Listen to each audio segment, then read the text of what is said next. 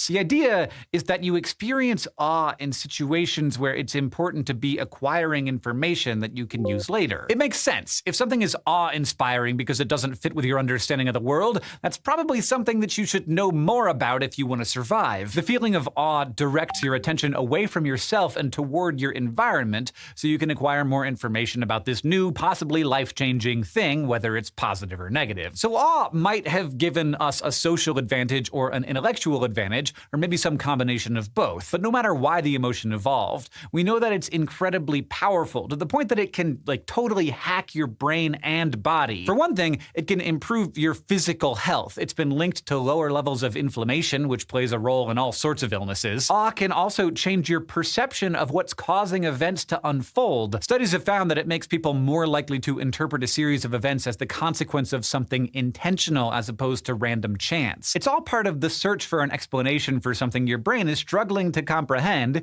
which could help us explain why religion is a thing.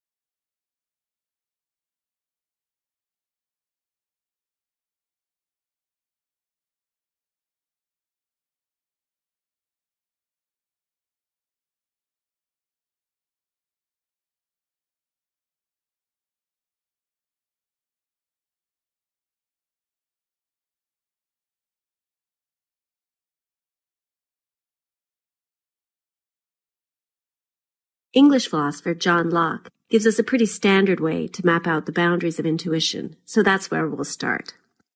Locke contrasts intuition to sensory perception on one side and to demonstration on the other. Sensory perception, he notices, is always about particular things. You see this pizza in front of you right now. Maybe you see that this pizza is round. But we aren't restricted to making judgments about particular things.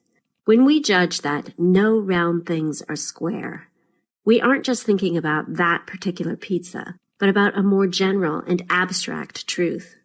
Judging that circles are different from squares, according to Locke, is intuitive.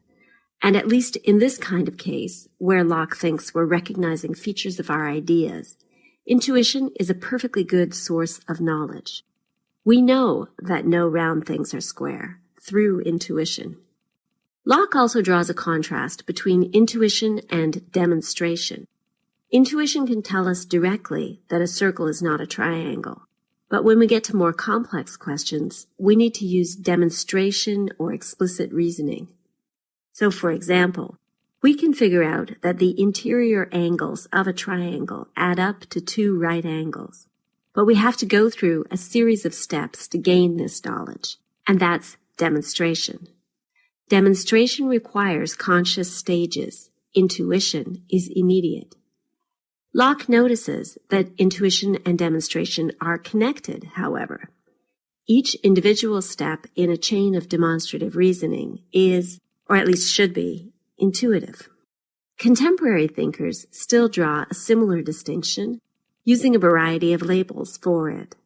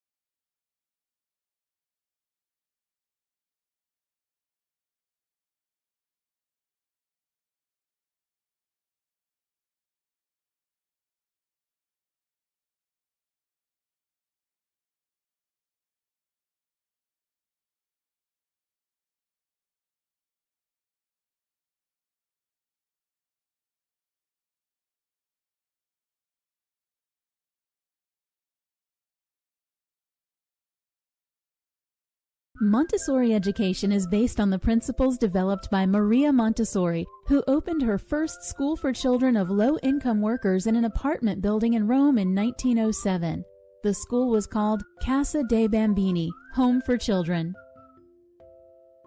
This first casa was furnished with a teacher's table, a stove, a blackboard, some chairs, group tables for the children, and a cabinet filled with materials that Montessori developed in her earlier career when she researched how to teach kids who experience some form of mental disability.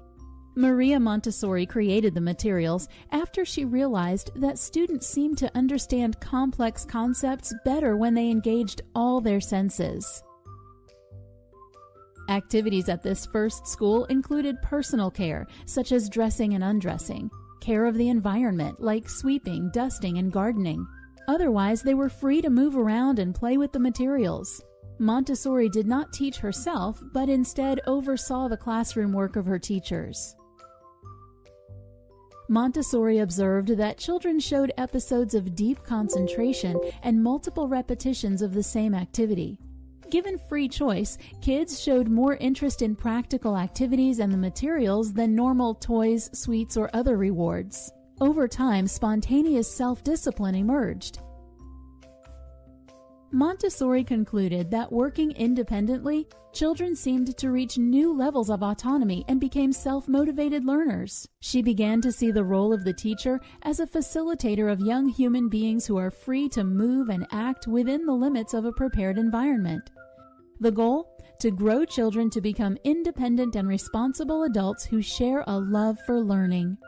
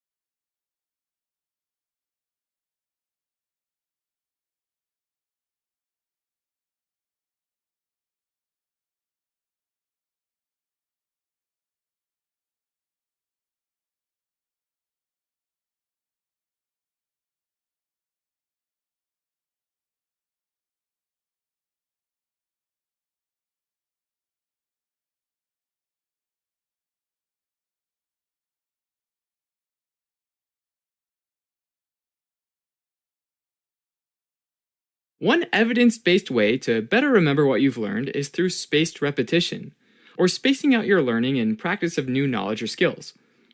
Although this might seem novel, this is hardly a new concept. It was first described in 1885 by a German psychologist named Hermann Ebbinghaus. Here's how it works. Say you plot your attention, or how much you remember of something, versus time. Now you learn that something on day 0.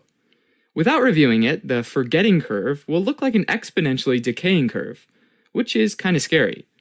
If you review, or better yet, actively retrieve the material at increasingly spaced intervals after learning it, then the forgetting curve starts to flatten out, and you'll get a lot better long-term retention. Now, the goal here is to review the material at the right time. It turns out that the best time to revisit information that you're trying to learn is right around the time that you would naturally forget it. Since forgetting typically follows this exponential curve, the trick becomes timing your study sessions around it. Practically, this means having more widely spaced intervals between study times for the material that you're more familiar with, and shorter intervals between study sessions for material that you're less familiar with.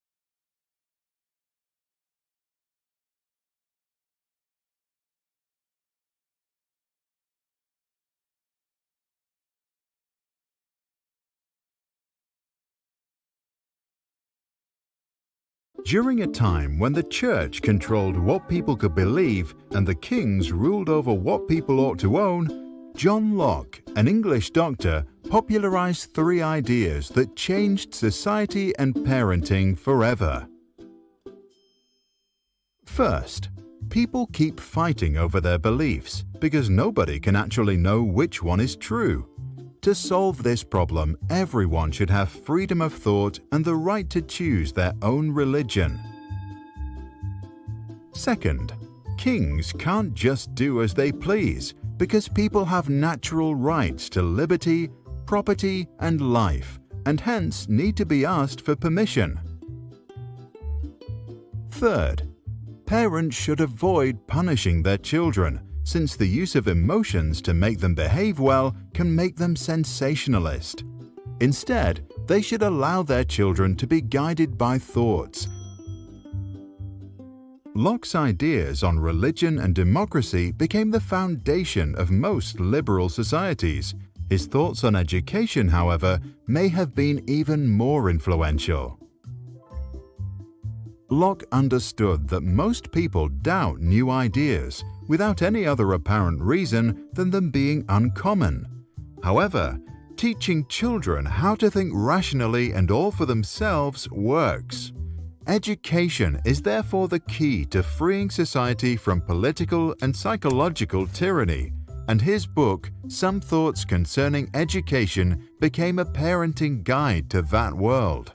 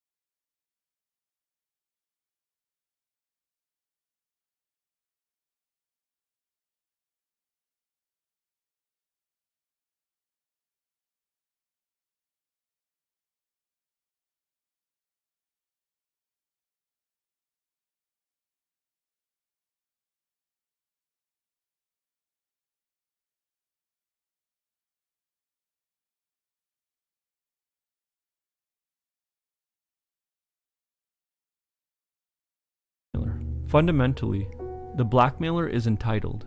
They believe that others are responsible for their feelings. They believe others must act in a way that makes them feel good, rather than taking responsibility for their own feelings. Oh, that actually makes a lot of sense.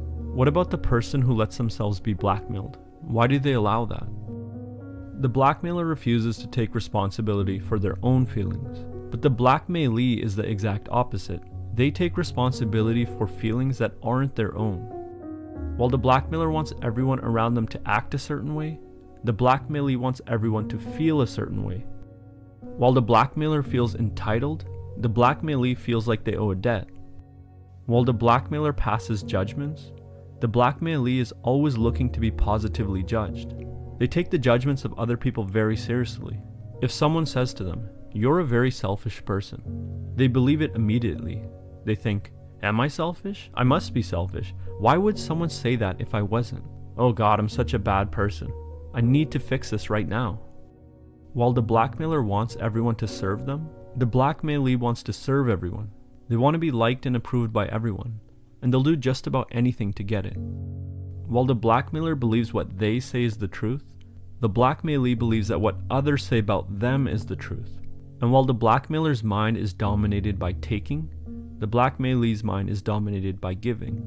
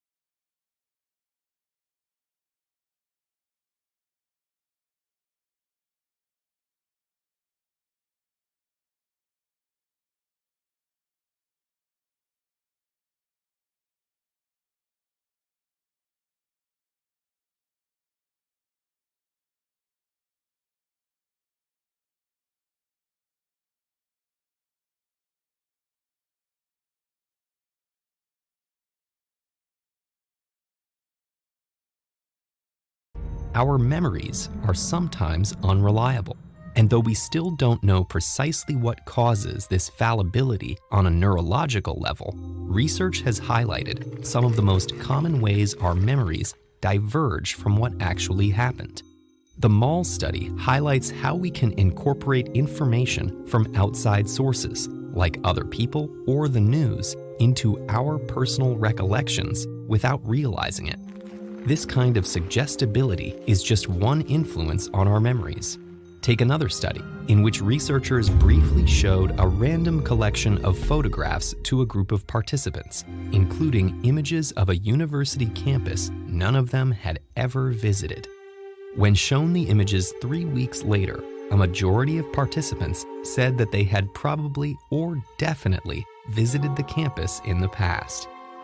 The participants misattributed information from one context, an image they'd seen, onto another, a memory of something they believed they actually experienced. In another experiment, people were shown an image of a magnifying glass and then told to imagine a lollipop. They frequently recalled that they saw the magnifying glass and the lollipop. They struggled to link the objects to the correct context, whether they actually saw them or simply imagined them.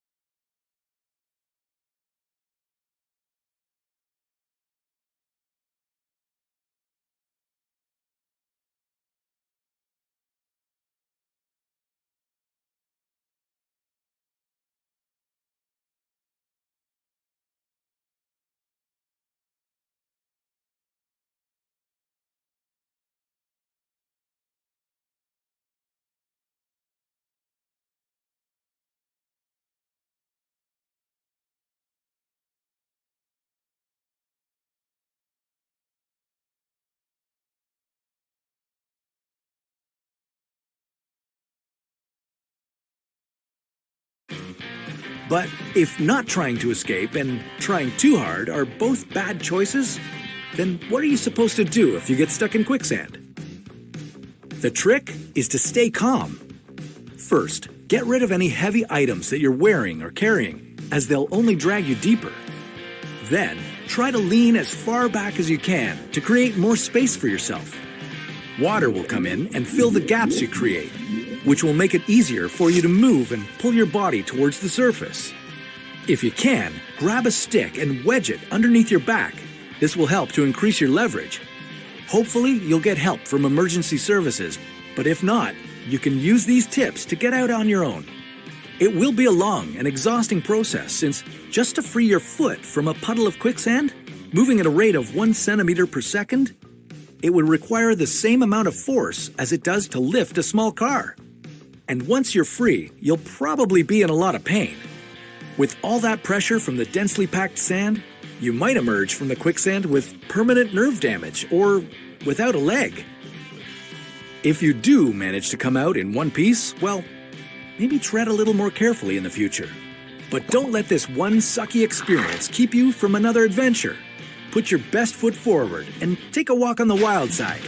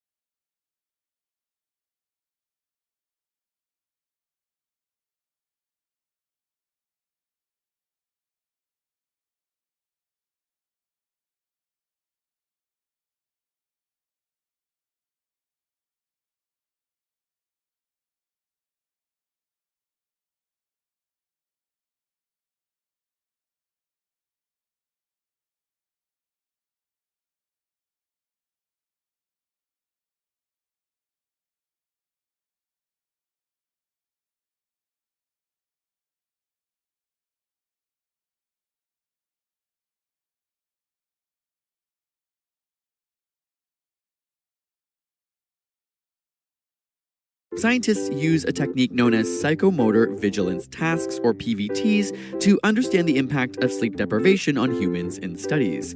Simply put, it's a reaction test. A red button randomly turns green, and people have to push it as fast as possible. Not so surprisingly, those who get 8 hours of sleep over a 2-week period show very few lapses in attention and no cognitive declines. But those groups that receive either 6 or 4 hours of sleep see declining PVT results on almost a daily basis for the entire 2-week period. Of course, the 4-hour group performs the worst. But these results don't just show a loss of concentration, they show full lapses in awareness called microsleeps.